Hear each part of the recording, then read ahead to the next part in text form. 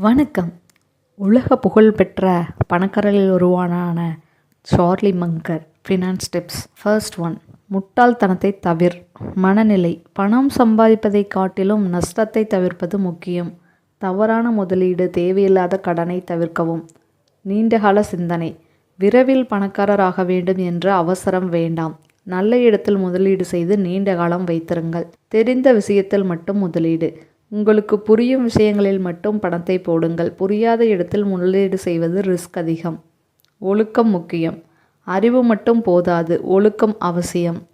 தொடர்ந்து சேமிப்பு மற்றும் முதலீடு இவங்களின் கூட்டு முயற்சியே வெற்றி. பொறுமைதான் பலம்.